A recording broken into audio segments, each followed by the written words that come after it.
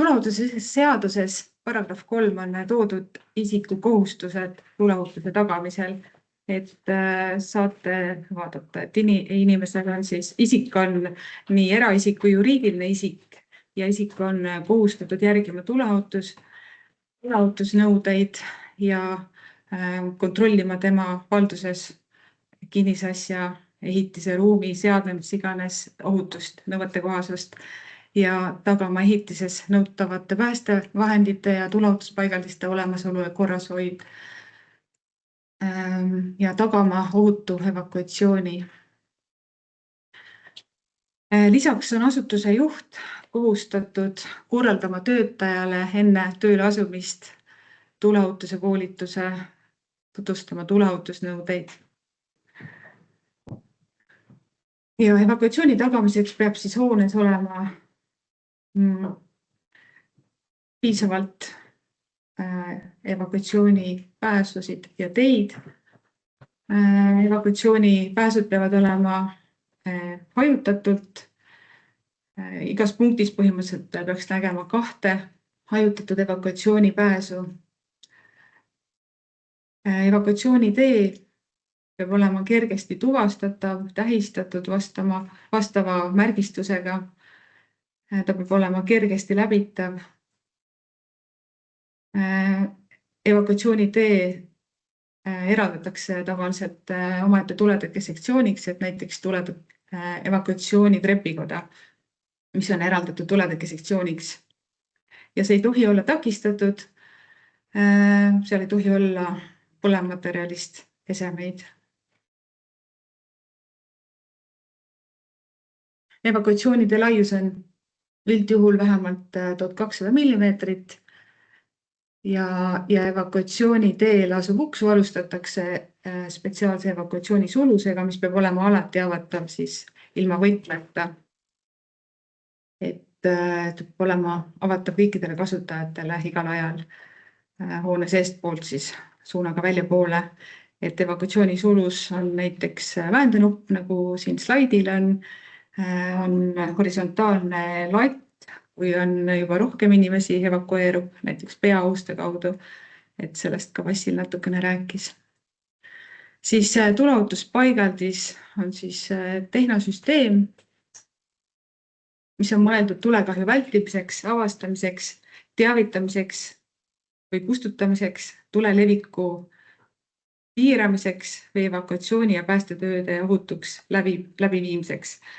Et järgmised slaidid on siis näited erinevatest tuleohutuspaigaldistest.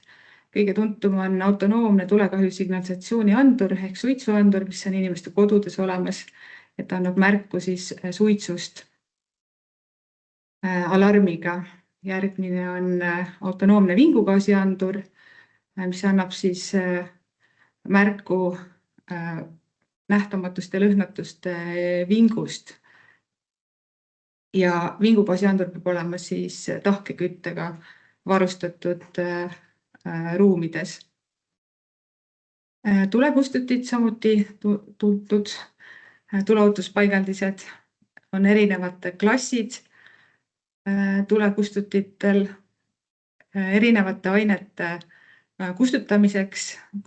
Kustutite klassid on toodud kustutite etikettidel ja seal on kirjutatud, milleks need kustutid on mõeldud. Mul on slaidide peal ka toodud, kust info leiate, et need slaidid lähevad Päästeameti kodulehele, te saate nende slaidide juurde tagasi pöörduda ja saate vaadata, kust mingit infot täpsemalt leiab.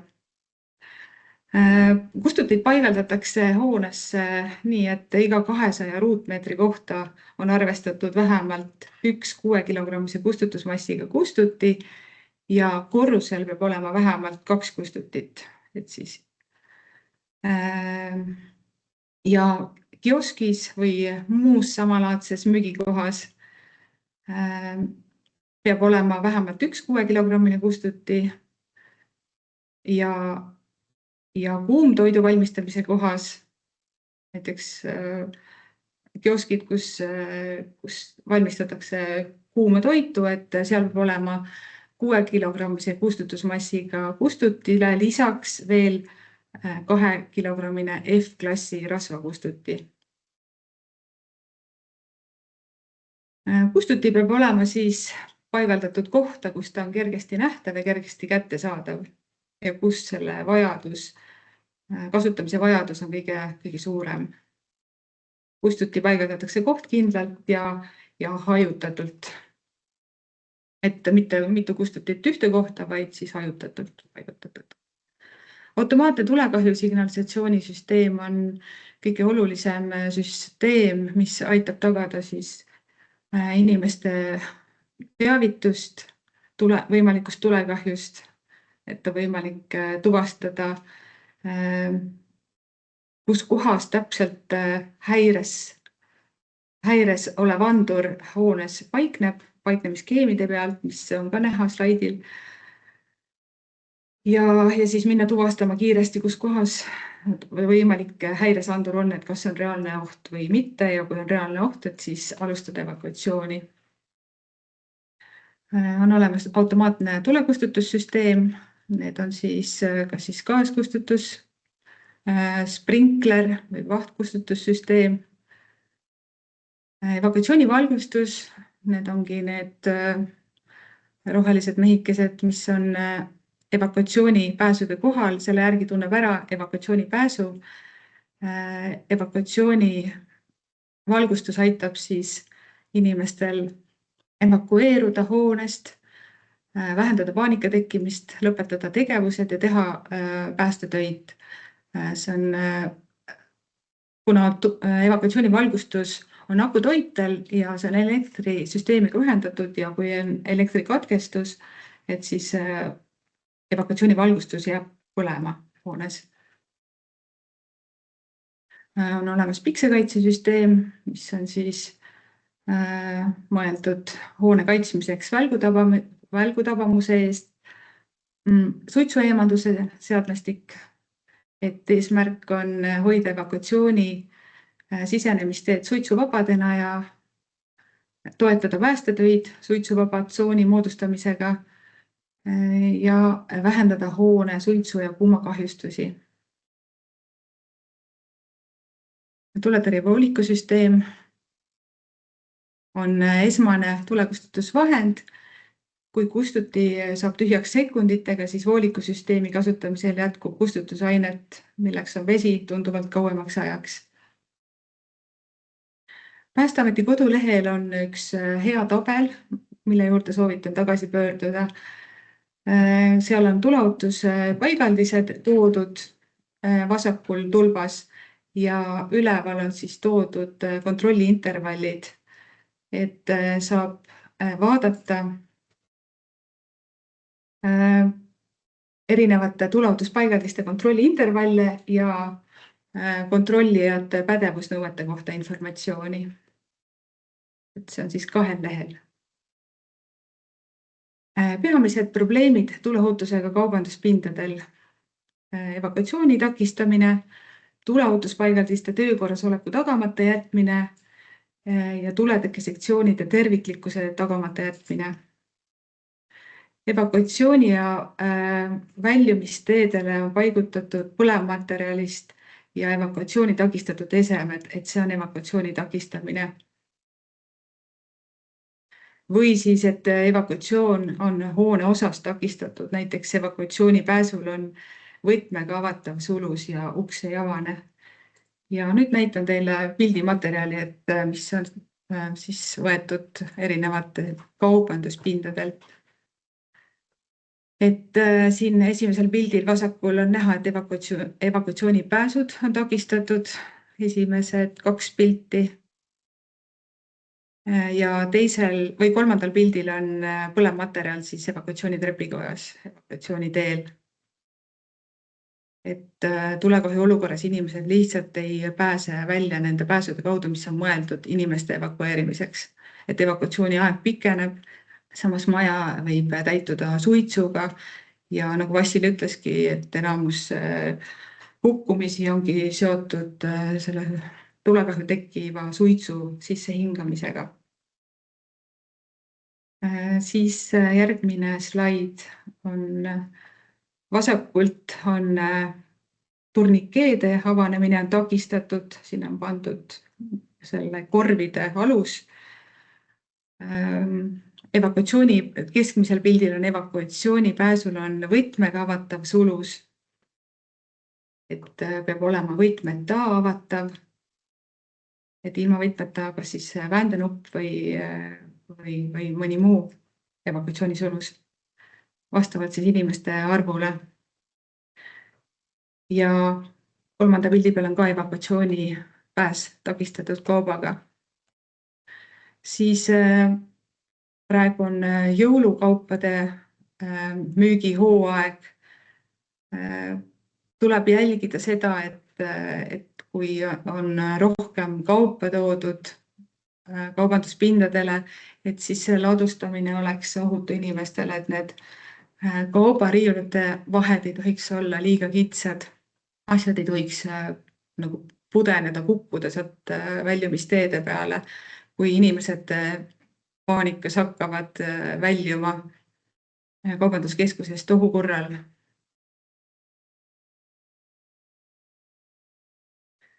Siis on veel näiteid evakuatsiooni takistamisest. Vasakul on laopind, kus üleval on näidatud, et vasakul peaks olema evakuatsioonipääs, aga see väike uks seal tõstub ukse keskel on ka takistatud kaubaga. Nii keskmise pildil samamoodi näete evakuatsiooni tähist ukse kohal, see tähendab, et see on evakuatsioonipääs ja siin on ka ladustatud kaupa. Viimane pilt, parempoolne pilt on evakuatsiooni trepikoda. Siin on näha, et kaup ei ole tee peal ees. Füüsiliselt ta ei takista evakuatsiooni, aga kuna see on põlevmaterjal, et põlevmaterjalist asjad, need ei tohi olla seal trepikojas, kuna samamoodi tule ja kuumuse ja temperatuuri tõustes need asjad sulavad, tilguvad, eraldavad mürgiseid gaase trepikotta. Et tuleohutuse seaduses paragrahv 2 on toodud mõiste, mis asi on põlevmaterjal. Tuleohutuspaigaldisega seotud rikkumised enamasti on siis kas hooldus ja kontroll ei ole teostatud evakuatsiooni valgustusel.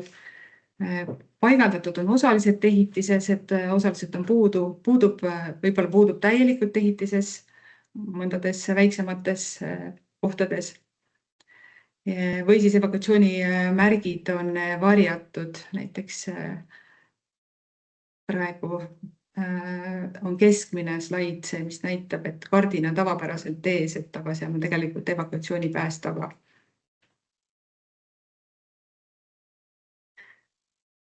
Tuleohutuspaigaldisega seotud rikkumised, veel automaatne tulekahju signalisatsioonisüsteem. Automaatne tulekahju signalisatsioonisüsteem ehk ATS ei ole töökorras. Näiteks süsteem on osaliselt välja lülitatud, blokeeritud, ruumid anduritega osaliselt katmata.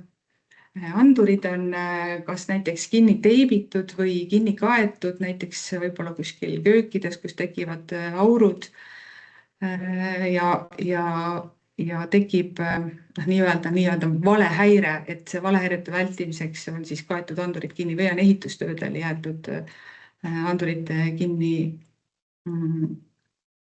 kinni kaetud, siis ehitustööde järgselt ei ole avatud. Või siis hooldus ja kontroll ei ole teostatud ATS-il. ATS-i tuleb siis hooldada ja kontrollida iga kvartal ja kord aastas, et samamoodi leiate selle info sellest tabelist, kus ma näitasin, et on tuleohutuspaigaldiste hooldusintervallid toodud. Korralduslikud puudused ATS-i puhul on kas siis lepinguline hooldaja puudub, hoolduspäevik on täitmata, hooldusaktid puudu või siis muu paigaldise vajalik dokumentatsioon on puudulik, näiteks paiknemisskeemid. Või on siis ATS-i vastutav isik määramata, kes siis jälgiks, et ATS oleks töökorras. ATS ei ole töökorras, kui seal on mõni oranž tulukene, et keskmisel pildil on näha rikke isoleeritud. et sellisel puhul tuleb tegeleda, kutsuda hooldaja ja selgitada välja, miks on seal mõni oranž tulukene, mis näitab, et ATS ei ole täiesti töökorras. Siin on sellel pildil on seotud ka ATS-iga seotud rikkumine, et tuleohutuspaigaldise, mis tahes tuleohutuspaigaldise ette ei tohiks paigutada kaupa, et muidu on paigaldisele juurdepääs takistatud, et kui päästjad tulevad, tahavad infot, et siis nad peavad hakkama lisategevusi tegema või pääse tuleohutuspaigaldise juurde. Samamoodi kustutite ette ei tohi paigaldada kaupa, et neid vaatame hiljem. Siin ongi pildid, kus on andurid kaetud punasega ja fooliumiga. Nüüd kustutite info. Kustutite puhul on oluline, et kustuteid kontrollitakse iga 2 aasta tagant ja hooldatakse üldjuhul iga 10 aasta tagant. Kustutite peal on hooldussildid, mis näitab siis, millal kustuti on kontrollitud ja millal on järgmine kontroll. Siin on näha, et see kontrolli välp on ületatud, et järgmine kontroll oleks pidanud olema parempoolsel pildil 2024. Siis seal on toodud ka kuud, 8. kuul siis augustis. Tuleohutuspaigaldistega seotud rikkumistest veel tulekustutite puhul. Tulekustuti ei ole kinnitatud nõuete kohaselt, see võib seal kukkuda, sealt võib tulla pulber välja, ta võib evakuatsioonile ette jääda. Samamoodi on kustuti ette ei tohiks paigaldada kaupa, sest kustuti kättesaamine on siis raskendatud ohuolukorras ja tulekahju areneb sekunditega, et sekkumine on vajalik tulekahju piiramiseks. Ja siin on pilt siis voolikusüsteemist, kus voolikusüsteemi ette on paigaldatud kaup, et seda ka ei tohi olla. Viimane on siis tuletõkkesektsiooni teema, et milleks on tuletõkkesektsioon. Tuletõkkesektsioon, või ütleme, hoone jaotatakse tuletõkkesektsioonideks selliselt, et tulekahju ühes tuletõkkesektsioonis põhjustaks võimalikult vähe ohtu hoonele, inimestele, varale või keskkonnale ning kahju piirduks selle tuletõkkesektsiooniga, millest tulekahju alguse sai. Ja tuletõkkesektsioon moodustatakse mitte ainult tuletõkke uksest, vaid seintest, põrandatest, lagedest, vahelagedest, katuselagedest, ripplagedest, ustest, akendest, tuletõkke klappidest, mis on ventilatsioonisüsteemis, ventilatsioonitorustikus, läbiviigutihenditest ja teistest hooneosadest. Et kui näiteks elektrikilbiruum on omaette tuletõkkesektsioon, siis ei ole ruumil lihtsalt tuletõkke uks ees, vaid kogu see ruum on tuletõkkesektsioon ja kui sealt elektrikilbiruumist väljuvad kaablid, torustikud, siis need on vaja teha, nende avad on vaja ümber teha siis tuletõkkevahendiga.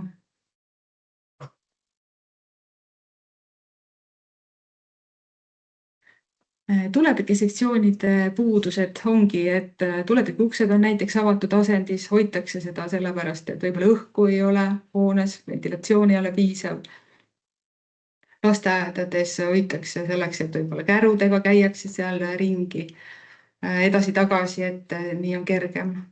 Aga põhimõtteliselt tuletõkke uksed peavad olema suletud asendis, et see on selle jaoks, et kui tulekahju tekib ühes ruumis, et siis see tulekahju ja suits ei levi üle maja liiga kiiresti. Et see aitab hoida inimeste vara ja samamoodi inimeste elu ja tervist. Siis rikkumised tuletõkkesektsioonidega seoses on veel automaatselt sulgeva tuletõkke ukse sulgumine on takistatud. Midagi on ette pandud. Näiteks eelmisel slaidil paremal üleval on tuletõkke uks avatud asendis igapäevaselt. See on magnetstopperiga, mis on ühendatud ATS-iga ja kui ATS rakendub, annab häiret, siis magnetstopper laseb ukse lahti magnetist ja uks sulgub. Aga kui nüüd selle ukse vahele paigaldatakse midagi, mingi uksekiil või tool, et siis see uks ei saa kinni minna. Et see ongi mõeldud ka, et automaatselt sulguva tuletõkke ukse sulgumine on takistatud mingil moel. Kas siis veel, et tuletõkkesektsioonid ei ole terviklikud, torustike ja kaablite läbiviigud on katmata tuletõkke vahendiga, järgmine slaid näitab ka pildilt neid avasid, mis on seinas, kui torud viiakse läbi seina. Siis on puudused, kui tuletõkke uksed on puudu, näiteks keldril, kelder peab olema eraldatud tuletõkke sektsiooniks, pööning, evakuatsioonitrepikoda, elektrikilbiruum. Ja tuletõkke ustel puuduvad sulgurid, et tuletõkke uks on olemas, inimesed käivad edasi-tagasi, aga tulekahju olukorras nad ei pruugi seda ust sulgeda ja siis ei täida see tuletõkke uks, aga tuletõkke sektsioon oma eesmärki, et suits levib ühest tuletõkkesektsioonist teise takistamata. Või siis see, et tuletõkke uksed on hooldamata, et tuletõkke uksed ei sulgu korralikult, ukse keel jääb seal kuidagi ette, uks jääb praokile või tihendid on lahti või katki, et erinevad puudused võivad olla tuletõkke ustel. Ja siis tuletõkke uks lihtsalt ei taga oma eesmärki, suitsupidavust. Ja nüüd on siis see pilt, millest ma rääkisin, et tuletõkke sektsioonist läbi viivad seinad ja kui sealt lähevad torustikud ja kaablid läbi, et need avad tuleb täita siis tuletõkke vahendiga. Tuletõkke vaht, nagu paremal pildil, ei ole piisav, sellepärast et see tule ja temperatuuri tõustes sulab ära ja siis on ikkagi need läbiviigud avatud. Ja näiteks kui elektrikilbi ruumis saab alguse tulekahju, mis on tõenäoline, siis see tuli liigub lihtsalt üle maja kiiresti, kui ei ole läbiviigud kinnikaetud nõuete kohaselt, et all on näha, nagu üleval on roosa vaht parempoolsel pildil ja allpool on näha, et on ka seguga kaetud, et see on nõuete kohane tuletõkke seguga. Siin on näha, et tuletõkke uksed on avatud asendis, aga mitte nõuete kohaselt ATS-iga ühendatud magnetstopperiga, vaid on pandud ukse konks, et uks jääb lahti tulekahju olukorras samamoodi. Ja siin on näha vasakul pool, et tuletõkke ukse sulgur on lahti võetud, et see on evakuatsioonitrepikoja tuletõkke uks, kui korrusel see oli konkreetselt üks hotell, et kui korrusel tekib tulekahju mõnes hotellitoas, siis tuli ja suits levib kiiresti evakuatsioonitrepikotta ja takistab inimestel evakueerumist.